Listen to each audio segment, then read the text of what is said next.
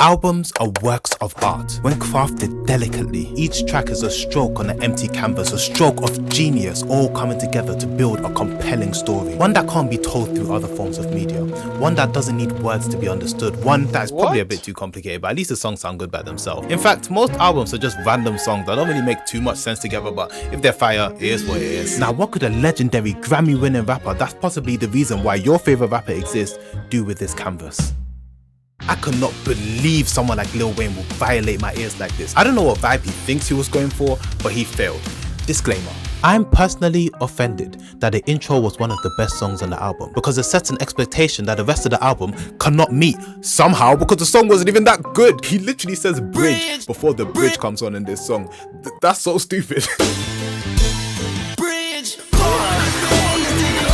And you know what's crazy? By the end of this album, you understand it even less than you did before it even started. After the intro, the tone of the album was solidified by Prom Queen, basically punk emo rap, which I'll admit at the time was very revolutionary. Prom Queen was still trash though, and even though the vocals sounded so off, there's a tone to this album that almost makes sense. It doesn't mean it's a good idea though, because it's actively working against him, and his band seems to hate him because what is this starting riff? Like, not trying to be funny, the best part of Ground Zero was when the beat went off. And as if that's not bad enough, he came back in with this. Oh, is that off beat? Oh no. He's actively being sabotaged and we're all ignoring it. But wait. No, he's not, because he ruins the next song himself with these trash vocals and lyrics. He isn't even using the classic Lil Wayne punchlines that won him a Grammy. You see why this album makes less sense the more you listen? But no, don't worry, because it just gets worse. The next song is like cinematic, I guess, but also still punk, which could definitely work. And I don't hate Paradise, Paradike, but the song structure is as confused as the name. I guess continuity is overrated because the cinematic stuff, gone. We're just back to normal now. But Lil Wayne's entry in this song is so crazy. I'm just trying to get my own. Oh, how did man come in like that? No cap. I enjoyed this song. It's pretty stupid. Low-key sounded like a YouTube edit and it would change topics like every 20 seconds. But he was not letting his sore throat hold back his energy. Unlike a song later in the album that has the weakest entry known to man. After 45 seconds of instrumental, he comes in like this. But you know what, I'll get to that later. Hate it all you want, but Rebirth establishes a theme that doesn't really work. But at least having a theme kind of holds the album together, and rarely he'd use his what? You still think that we have a theme? That's crazy. Wait, what? Yeah, my bro, we got rid of that, but trust the process. And then he proceeds to make the wildest song on the whole album. It starts as synth rock, then switches into a trap beat that has way too much going on. Then he talks about hell and devils, and then says he's going to invite her up to light her up. Not gonna lie, if I was you, I'm not going upstairs anymore. Then the beat stops for a guitar solo that lasts like 0.5 seconds, and it occasionally interrupts the song and stops the beat again, like one of those 1 hour falling pipe videos. And the most interesting part of this whole song is how boring it is. Halfway through the song, I was dozing off, which shouldn't be possible because there's so much going on. I can't believe he let a song like this ruin the only good thing the album had going for it. A theme. Got ice in my veins, blood in my eyes, hate in my heart. Oh my gosh, this song is on the album. Hey, 10 out of 10 masterpiece.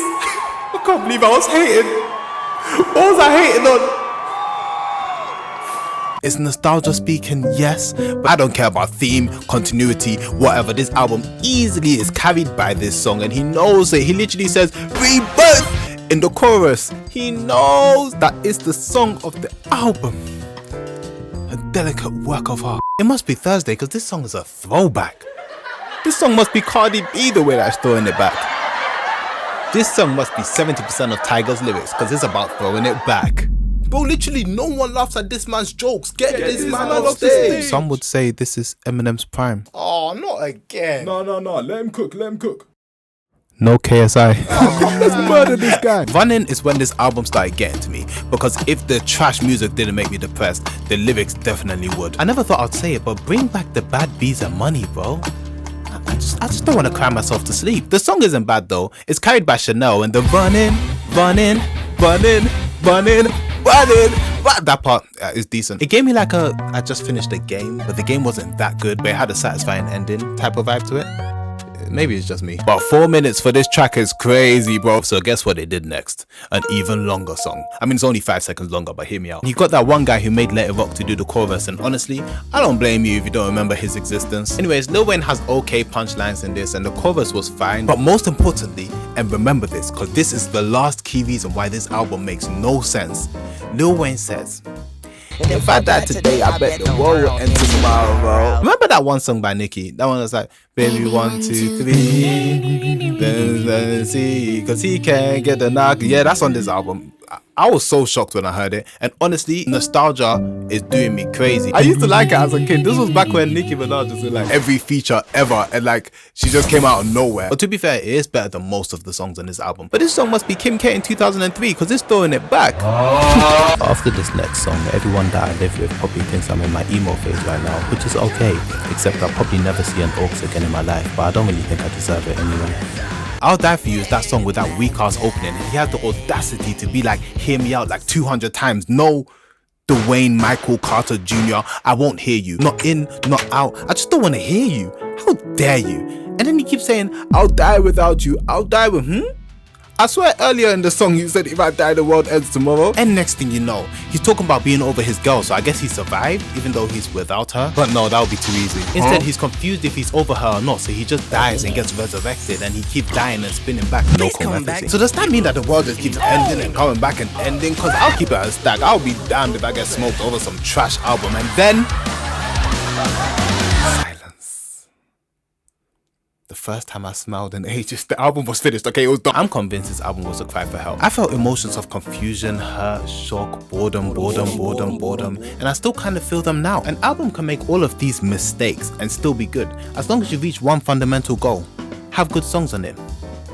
This one didn't. It didn't. 2.3 for listenability, because you can listen to it, but I don't know why you would. I was gonna give it a 5 for effort, because it's something new, especially for that time, revolutionary. And then I realized it came out after Carter 3, so I was just like, he could have done better than that. A 5 for innovation, especially for the time. I could even bump that up to like a 7, but I bump it down to a 6 because it was trash. And a 0 for concept. Like, no, bro, you could have done anything. I get it's 2009, bro, but at least find a band that doesn't hate you. This guy did not even try. Overall, a 0.9 out of 10. I wouldn't even recommend it as a joke. Like, most of the songs aren't even funny. They're just boring or stupid or boring.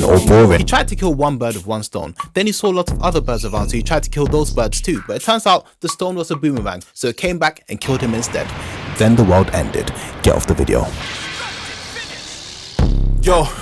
Yo, for the people in the back, tell them that they're so whack and that they should subscribe to my channel. Why? Because I'm good. Instagram follow, man. We're gonna be doing community things. I just made this beat, and this beat is heat. Wait, nah, I just made this thing in like 10 minutes. Ignore it, but I make real beats. If you want one, come and work with me on freestyle off the dome. You know the Chrome, and I ain't even talking Google. I'm searching up like, hello, www.com, YouTube. Let's watch and subscribe to musicalmusic.com. Thank you for watching.